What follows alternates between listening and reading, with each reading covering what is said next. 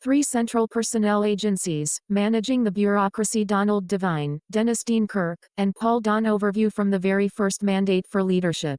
The personnel as policy theme has been the fundamental principle guiding the government's personnel management. As the U.S. Constitution makes clear, the President's appointment, direction, and removal authorities are the central elements of his executive power, one in implementing that power. The people and the President deserve the most talented and responsible workforce possible. Who the President assigns to design and implement his political policy agenda will determine whether he can carry out the responsibility given to him by the American people. The President must recognize that whoever holds a government position sets its policy. To fulfill an electoral mandate, he must therefore give personnel management his highest priority, including cabinet-level precedence. The federal government's immense bureaucracy spreads into hundreds of agencies and thousands of units and is centered and overseen at the top by key central personnel agencies and their governing laws and regulations. The major separate personnel agencies in the national government today are, L. the Office of Personnel Management, OPM, L. the Merit Systems Protection Board, MSPB, L. the Federal Labor Relations Authority, FLRA, and L. the Office of Special Counsel, OSC. 70. Mandate for Leadership. The conservative promise Title V of the U.S. Code charges the OPM with executing, administering, and enforcing the rules, regulations, and laws governing the civil service. 2. It grants the OPM direct responsibility for activities like retirement, pay, health, training, federal unionization, suitability, and classification functions not specifically granted to other agencies by statute. The agency's director is charged with aiding the President, as the President may request, in preparing such civil service rules as the President prescribes and otherwise advising the President on actions that may be taken to promote an efficient civil service and a systematic application of the merit system principles, including recommending policies relating to the selection, promotion, transfer, performance, pay, conditions of service, tenure, and separation of employees. The MSPB is the lead adjudicator for hearing and resolving cases and controversies for 2.2 million federal employees. 3. It is required to conduct fair and neutral case adjudications, regulatory reviews, and actions and studies to improve the workforce. Its court-like adjudications investigate and hear appeals from agency actions such as furloughs, suspensions, demotions, and terminations and are appealable to the U.S. Court of Appeals. The FLRA hears appeals of agency personnel cases involving federal labor grievance procedures to provide judicial review with binding decisions appealable to appeals courts. 4. It interprets the rights and duties of agencies and employee labor organizations. On management rights, OPM interpretations, recognition of labor organizations, and unfair labor practices, under the general principle of bargaining in good faith and compelling need. The OSC serves as the investigator, mediator, publisher, and prosecutor before the MSPB with respect to agency and employees regarding prohibited personnel practices. Hatch Act 5 Politicization, Uniformed Services Employment and Reemployment Rights Act 6 issues, and whistleblower complaints. 7. The Equal Employment Opportunity Commission, EEOC has general responsibility for reviewing charges of employee discrimination against all civil rights breaches.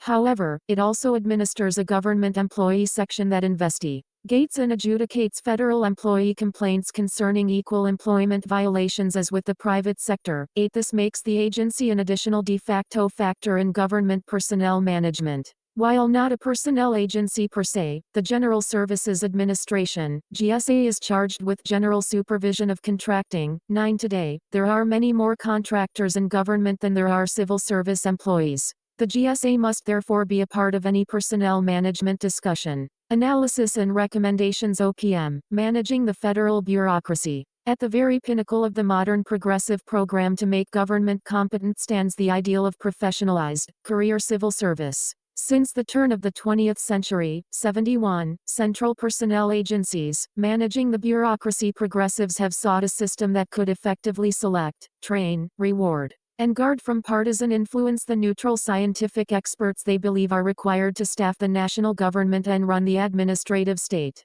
Their U.S. system was initiated by the Pendleton Act of 188,310 and institutionalized by the 1930s New Deal to set principles and practices that were meant to ensure that expert merit rather than partisan favors or personal favoritism ruled within the federal bureaucracy. Yet, as public frustration with the civil service has grown, generating calls to drain the swamp, it has become clear that their project has had serious unintended consequences. The civil service was devised to replace the amateurism and presumed corruption of the old spoils system, wherein government jobs rewarded loyal partisans who might or might not have professional backgrounds. Although the system appeared to be sufficient for the nation's first century, progressive intellectuals and activists demanded a more professionalized, scientific, and politically neutral administration. Progressives designed a merit system to promote expertise and shield bureaucrats from partisan political pressure, but it soon began to insulate civil servants from accountability.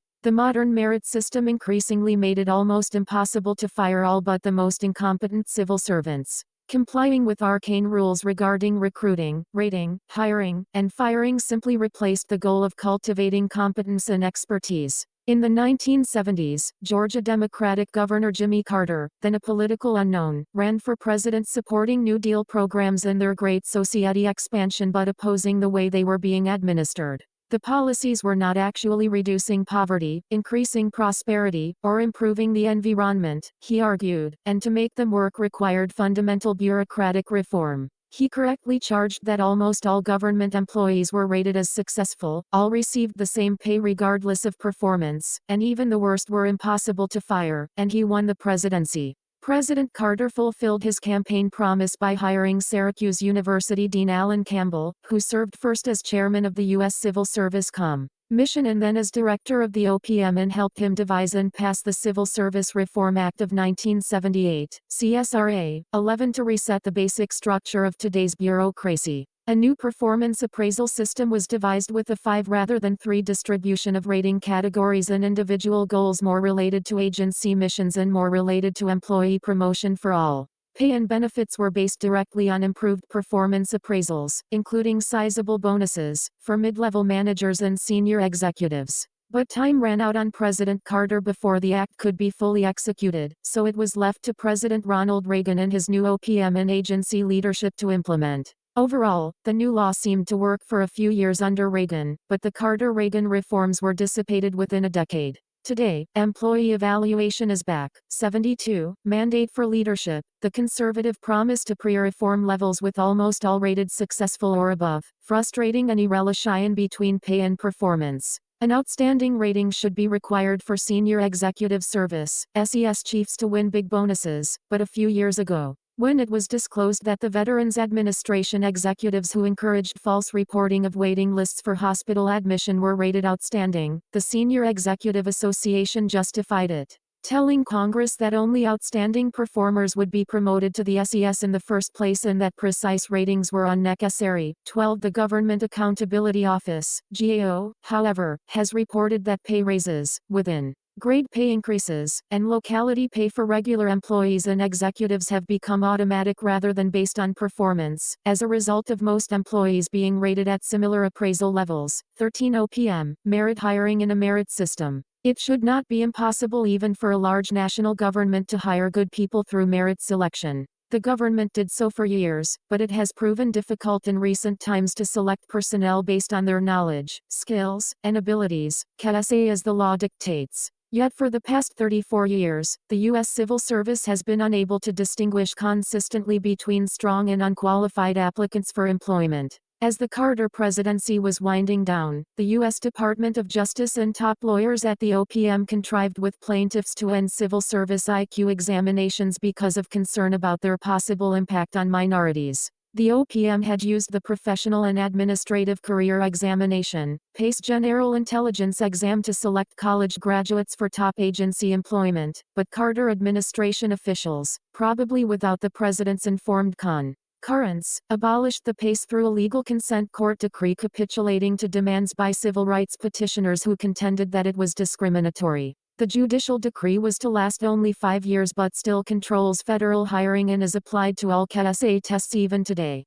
General ability tests like the PACE have been used successfully to assess the usefulness and cost-effectiveness of broad intellectual qualities across many separate occupations. Courts have ruled that even without evidence of overt, intentional discrimination, such results might suggest discrimination. This doctrine of disparate impact could be ended legislatively or at least narrowed through the regulatory process by a future administration. In any event, the federal government has been denied the use of a rigorous entry examination for 3 decades, relying instead on self-evaluations that have forced managers to resort to subterfuge such as pre-selecting friends or associates that they believe are competent to obtain qualified employees. In 2015, President Barack Obama's OPM began to introduce an improved merit examination called USA Hire, which it had been testing quietly since 2012 in a few agencies for a dozen job descriptions. The tests had multiple choice questions with only one correct answer. Some questions even required essay replies. Questions 73. Central personnel agencies, managing the bureaucracy that would change regularly to depress cheating.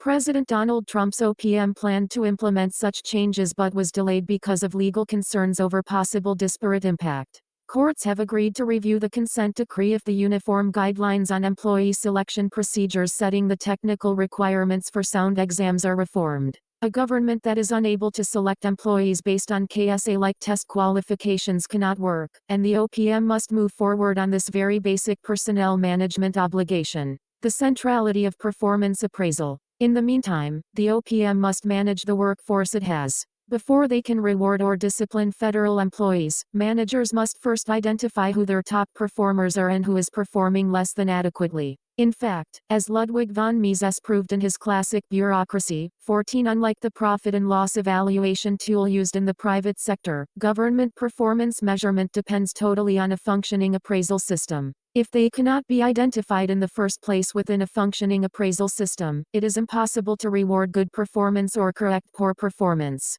The problem is that the collegial atmosphere of a bureaucracy in a multifaceted appraisal system that is open to appeals makes this a very challenging ideal to implement successfully. The GAO reported more recently that overly high and widely spread performance ratings were again plaguing the government, with more than 99% of employees rated fully successful or above by their managers. A mere 0.3% rated as minimally successful, and 0.1% actually rated unacceptable. 15. Why? It is human nature that no one appreciates being told that he or she is less than outstanding in every way. Informing subordinates in a closely knit bureaucracy that they are not performing well is difficult. Rating compatriots is even considered rude and unprofessional. Moreover, managers can be and often are accused of racial or sexual discrimination for a poor rating, and this discourages honesty. In 2018, President Trump issued Executive Order 1,383,916 requiring agencies to reduce the time for employees to improve performance before corrective action could be taken.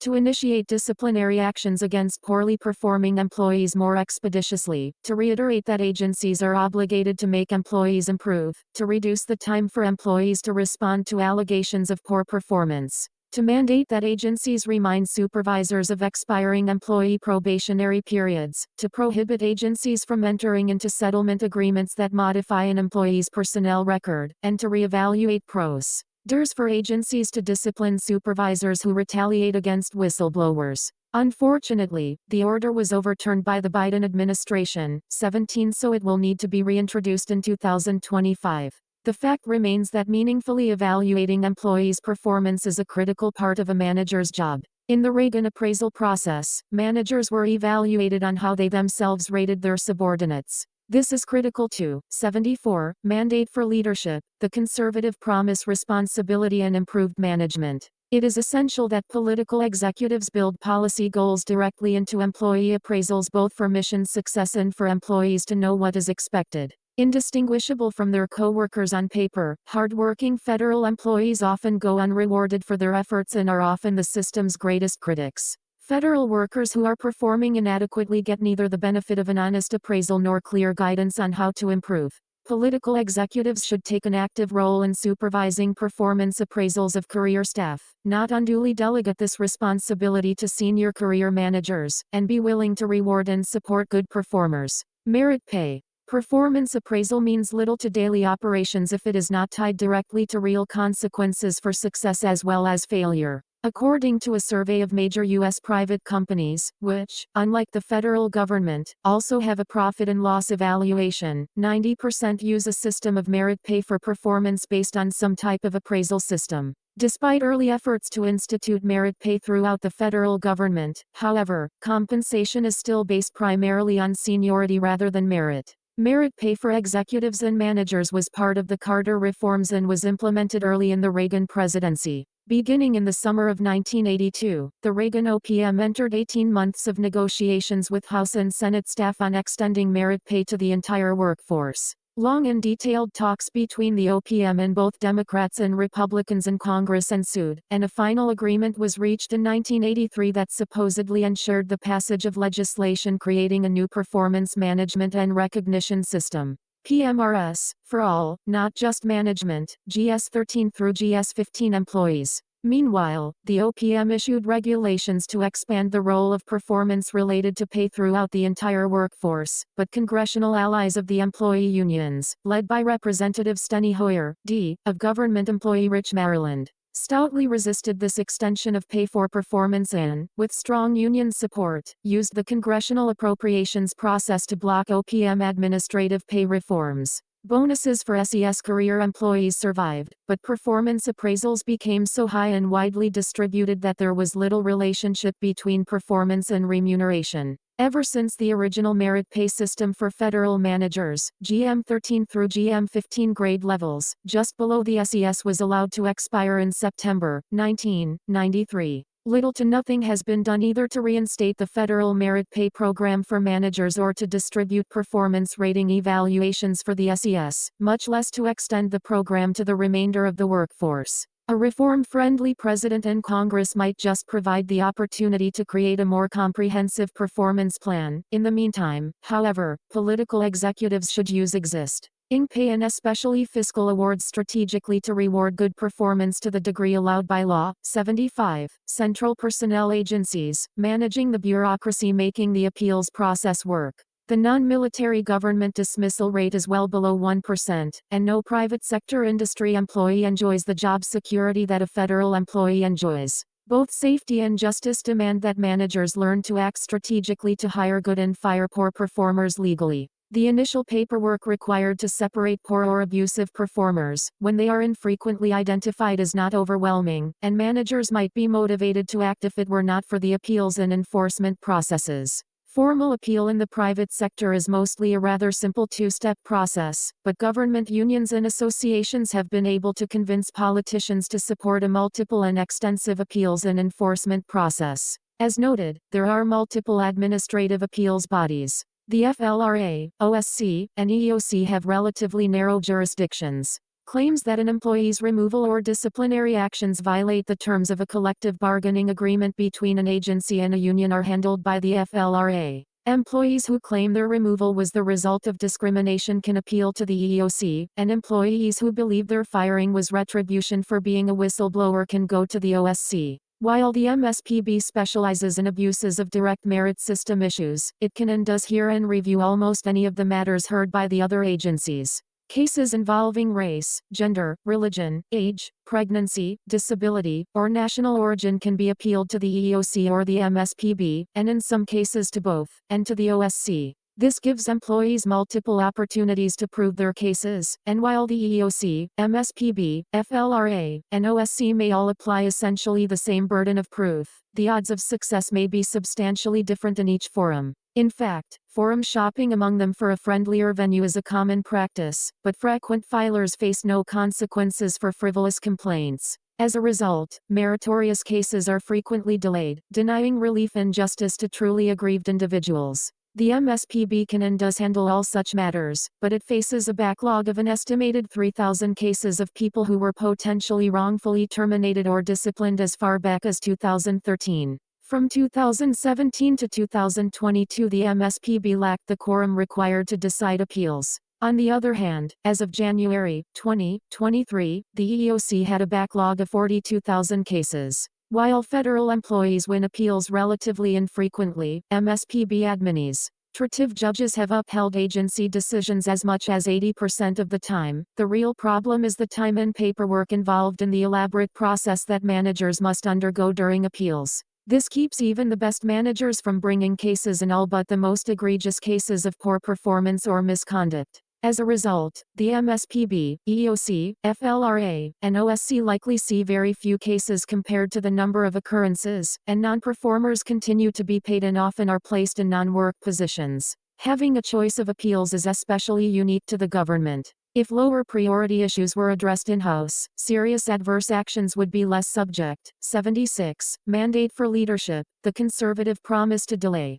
With the proper limitation of labor union actions, the FLRA should have limited reason for appeals. The EOC's federal employee section should be transferred to the MSPB, and many of the OCS's investigatory functions should be returned to the OPM. The MSPB could then become the main reviewer of adverse actions, greatly simplifying the burdensome appeal process, making civil service benefits economically and administratively rational. In recent years, the combined wages and benefits of the executive branch civilian workforce totaled $300 billion according to official data. But even that amount does not properly account for billions in unfunded liability for retirement and other government reporting distortions. Official data also report employment as approximately 2 million, but this ignores approximately 20 million contractors who, while not eligible for government pay and benefits, do receive them indirectly through contracting, even if they are less generous. Official data also claim that national government employees are paid less than private sector employees are paid for similar work,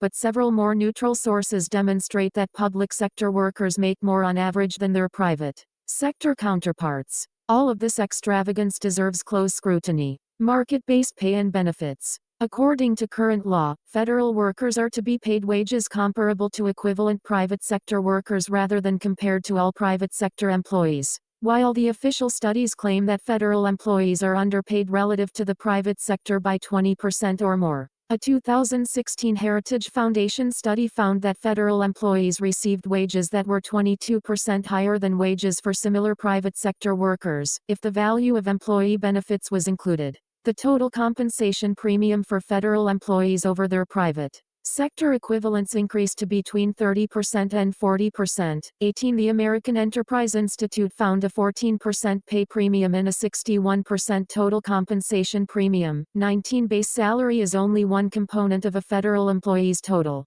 compensation. In addition to high starting wages, federal employees normally receive an annual cost of living adjustment, available to all employees, and generous scheduled raises known as step increases. Moreover, a large proportion of federal employees are stationed in the Washington, D.C. area and other large cities and are entitled to steep locality pay enhancement to account for the high cost of living in these areas. A federal employee with 5 years' experience receives 20 vacation days, 13 paid sick days, and all 10 federal holidays compared to an employee at a large private company who receives 13 days of vacation and 8 paid sick days. Federal health benefits are more comparable to those provided by Fortune 500 employers, with the government paying 72% of the weighted average premiums, but this is much higher than for most private plans. Almost half of private firms do not offer any employer contributions at all. 77. Central personnel agencies. Managing the bureaucracy. The obvious solution to these discrepancies is to move closer to a market model for federal pay and benefits.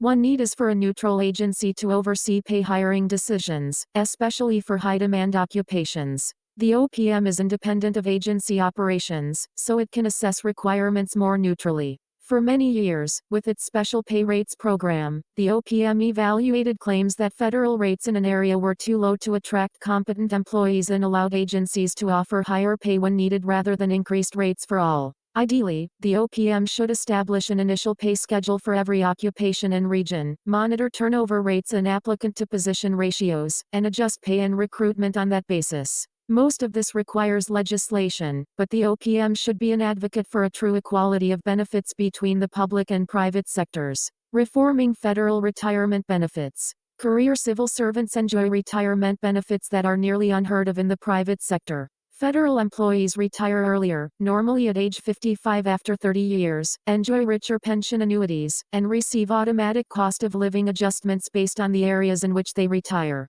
Defined benefit federal pensions are fully indexed for inflation, a practice that is extremely rare in the private sector. A federal employee with a pre-retirement income of $25,000 under the older of the two federal retirement plans will receive at least $200,000 more over a 20-year period than will private sector work.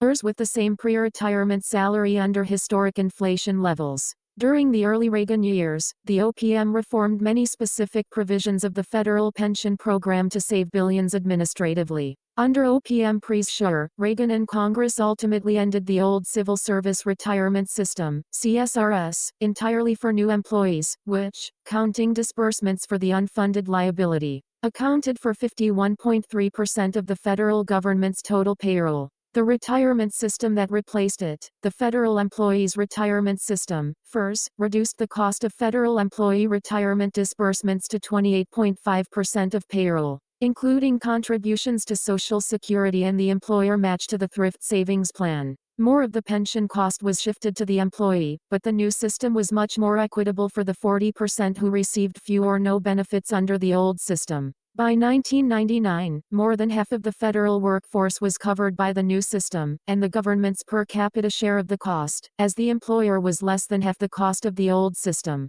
20.2% of FERS payroll versus 44.3% of CSRS payroll, representing one of the largest examples of government savings anywhere. Although the government pension system has become more like private pension systems, it still remains much more generous, and other means might be considered in the future to move it even closer to private plans. GSA, Landlord and Contractor Management. The General Services Administration is best known as the federal government's landlord, designing, constructing, managing, and preserving government buildings and leasing an 78 mandate for leadership.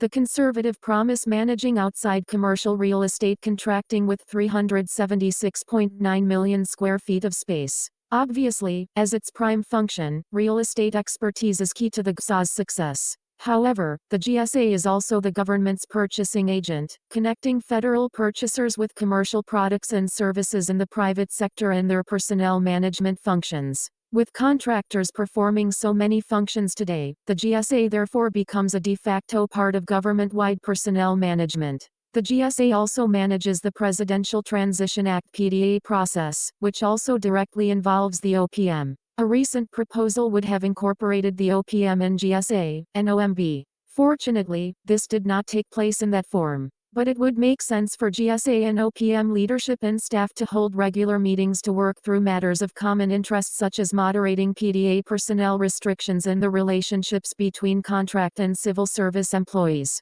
Reductions in force. Reducing the number of federal employees seems an obvious way to reduce the overall expense of the civil service, and many prior administrations have attempted to do just this. Presidents Bill Clinton and Barack Obama began their terms, as did Ronald Reagan and Donald Trump, by mandating a freeze on the hiring of new federal employees. But these efforts did not lead to permanent and substantive reductions in the number of non-defense federal employees. First, it is a challenge even to know which workers to cut. As mentioned, there are 2 million federal employees, but since budgets have exploded, so has the total number of personnel with nearly 10 times more federal contractors than federal employees. Contractors are less expensive because they are not entitled to high government pensions or benefits and are easier to fire and discipline. In addition, millions of state government employees work under federal grants, in effect administering federal programs. These cannot be cut directly. Cutting federal employment can be helpful and can provide a simple story to average citizens, but cutting functions, levels, funds, and grants is much more important than setting simple employment size. Simply reducing numbers can actually increase costs. OMB instructions following President Trump's employment freeze told agencies to consider buyout programs, encouraging early retirements in order to shift costs from current budgets and agencies to the retirement system and minimize the number of personnel fired. The Environmental Protection Agency immediately implemented such a program, and OMB urged the passage of legislation to increase payout maximums from $25,000 to $40,000 to further increase spending under the cuts. President Clinton's OMB had introduced a similar buyout that cost the Treasury $2.8 billion, mostly for those who were going to retire anyway. Moreover, when a new employee is hired to fill a job recently vacated in a buyout, the government for a time is paying 2 people to fill one job. 79. Central personnel agencies. Managing the bureaucracy. What is needed at the beginning is a freeze on all top career position hiring to prevent burrowing in by outgoing political appointees. Moreover, 4 factors determine the order in which employees are protected during layoffs: tenure, veterans' preference, seniority, and performance in that order of importance. Despite several attempts in the House of Representatives during the Trump years to enact legislation that would modestly increase the weight given to performance over time of service, the fierce opposition by federal managers associations and unions representing long-serving but not necessarily well-performing constituents explains why the bills failed to advance. A determined president should insist that performance be first and be wary of costly types of reductions in force. Impenetrable bureaucracy. The GAO has identified almost 100 actions that the executive branch or Congress could take to improve efficiency and effectiveness across 37 areas that span a broad range of government missions and functions. It identified 33 actions to address mission fragmentation, overlap, and duplication in the 12 areas of defense, economic development, health, homeland security, and information technology. It also identified 59 other opportunities for executive agencies or Congress to reduce the cost of government operations or enhance revenue collection across 25 areas of government. 20. A logical place to begin would be to identify and eliminate functions and programs that are duplicated across cabinet departments or spread across multiple agencies. Congress hoped to help this effort by passing the Government Performance and Results Act of 1993, 21, which required all federal agencies to define their missions, establish goals and objectives, and measure and report their performance to Congress. 3 decades of endless time-consuming reports later, the government continues to grow but with more paper and little change either in performance or in the number of levels between government and the people. The Brookings Institution's Paul Light emphasizes the importance of the increasing number of levels between the top heads of departments and the people at the bottom who receive the products of government decision-making. He estimates that there are perhaps 50 or more levels of impenetrable bureaucracy and no way other than imperfect performance appraisals to communicate between them. 22. The Trump administration proposed some possible consolidations, but these were not received favorably in Congress, whose approval is necessary for most such proposals. The best solution is to cut functions and budgets and devolve responsibilities. That is a challenge primarily for presidents, Congress, and the entire government, but the OPM still needs to lead the way government-wide in managing personnel properly even in any future smaller government. Creating a responsible career management service. The people elect a president who is charged by Article 2, Section 3 of the Constitution 23 with seeing that the laws are faithfully executed with his political appointees democratically linked to that legitimizing responsibility. An autonomous bureaucracy has neither 80 mandate for leadership, the conservative promise independent constitutional status nor separate moral legitimacy. Therefore, career civil servants by themselves should not lead major policy changes and reforms. The creation of the Senior Executive Service was the top career change introduced by the 1978 Carter-Campbell Civil Service Reform Act. Its aim was to professionalize the career service and make it more responsible to the democratically elected commander-in-chief and his political appointees while respecting the rights due to career employees,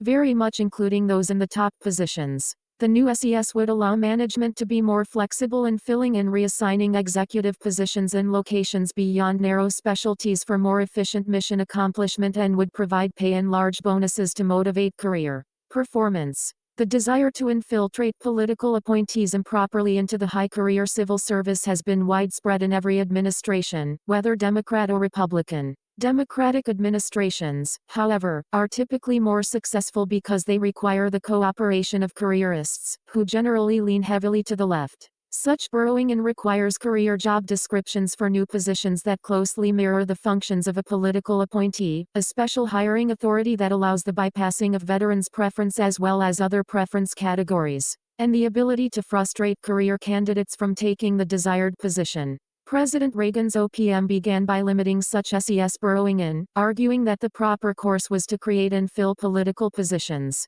This simultaneously promotes the CSRA principle of political leadership of the bureaucracy and respects the professional autonomy of the career service. But this requires that career SES employees should respect political rights too. Actions such as career staff reserving excessive numbers of key policy positions as career reserve to deny them to non-career SES employees frustrate CSRA intent. Another evasion is the general domination by career staff on SES personnel evaluation boards, the opposite of non-career executives dominating these critical meeting discussions as expected in the SES. Career training also often underplays the political role in leadership and inculcates career-first policy and value viewpoints. Frustrated with these activities by top career executives, the Trump administration issued Executive Order 1,395,724 to make career professionals in positions that are not normally subject to change as a result of a presidential transition but who discharge significant duties and exercise significant discretion in formulating and implementing executive branch policy and programs an exception to the competitive hiring rules and examinations for career positions under a new Schedule F. It ordered the director of OPM and agency heads to set procedures to prepare lists of such confidential, policy determining, policy making, or policy advocating positions and prepare procedures to create exceptions from civil service rules when careerists hold such positions, from which they can relocate back to the regular civil service after such service. The order was subsequently reversed by President. 81. Central personnel agencies, managing the bureaucracy. Biden 25 at the demand of the civil service associations and unions. It should be reinstated, but SES responsibility should come first. Managing personnel in a union environment. Historically, unions were thought to be incompatible with government management. There is a natural limit to the bargaining power of private sector unions, but the financial bottom line of public sector unions is not similarly constrained. If private sector unions push too hard a bargain, they can so harm a company or so reduce efficiency that their employer is forced to go out of business and eliminate union jobs altogether. There is no such limit in government, which cannot go out of business, so demands can be excessive without negatively affecting employee and union bottom lines. Even Democratic President Franklin Roosevelt considered union representation in the federal government to be incompatible with democracy. Striking and even threats of bargaining and delay were considered acts against the people and thus improper. It was not until President John Kennedy that union representation in the federal government was recognized, and then merely by executive order. Labor bargaining was not set in statute until the Carter administration was forced by Congress to do so in order to pass the CSRA, although all bargaining was placed under OPM review. The CSRA was able to maintain strong management rights for the OPM and agencies and forbade collective bargaining on pay and benefits as well as management prerogatives. Over time, OPM, FLRA, and agencies' personnel offices and courts, especially in Democratic administrations, narrowed management rights so that labor bargaining expanded as management rights contracted. But the management rights are still in statute, have been enforced by some administrations, and should be enforced again by any future OPM and agency managements, which should not be intimidated by union power. Rather than being daunted, President Trump issued 3 executive orders. Executive Order 13,836, encouraging agencies to renegotiate all union collective bargaining agreements to ensure consistency with the law and respect for management rights. 26. Executive Order 13,837. Encouraging agencies to prevent union representatives from using official time preparing or pursuing grievances or from engaging in other union activity on government time. 27. And Executive Order 13,839. Encouraging agencies both to limit labor grievances on removals from service or on challenging performance appraisals and to prioritize performance over seniority when deciding who should be retained following reductions in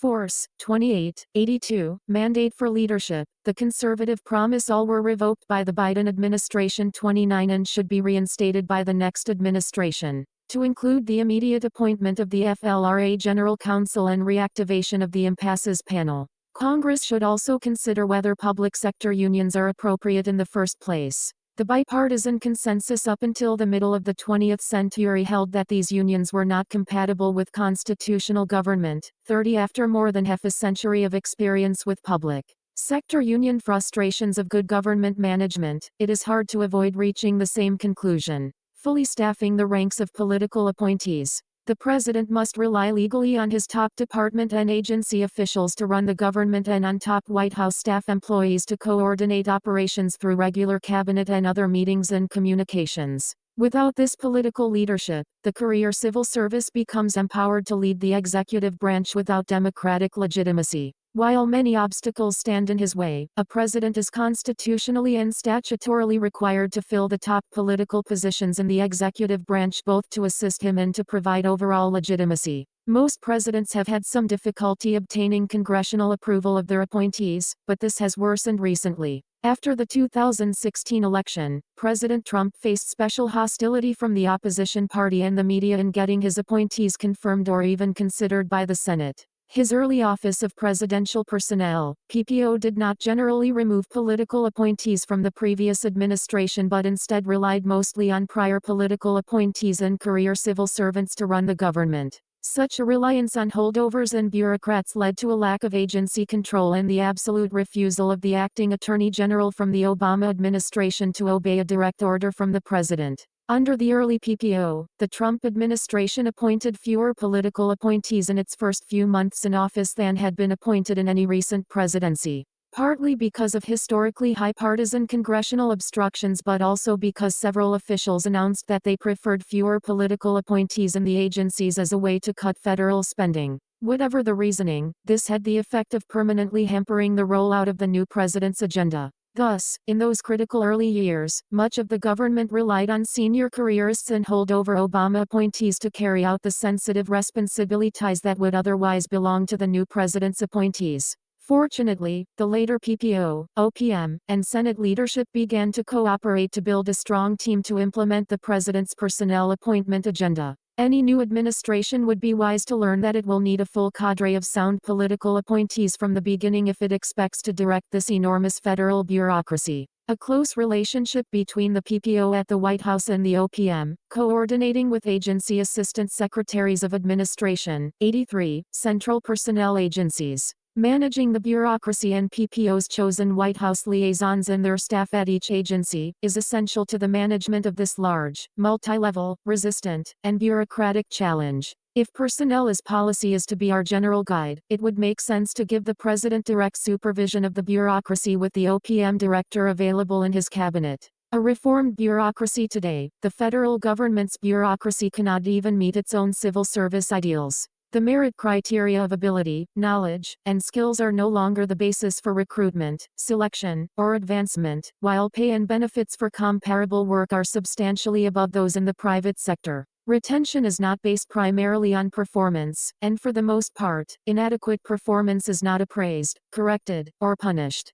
The authors have made many suggestions here that, if implemented, could bring that bureaucracy more under control and enable it to work more efficiently and responsibly, which is especially required for the half of civilian government that administers its undeniable responsibilities for defense and foreign affairs. While a better administered central bureaucracy is crucial for both those and domestic responsibilities, the problem of properly running the government goes beyond simple bureaucratic administration. The specific deficiencies of the federal bureaucracy, size, levels of organization, inefficiency, expense, and lack of responsiveness to political leadership, are rooted in the progressive ideology that unelected experts can and should be trusted to promote the general welfare in just about every area of social life.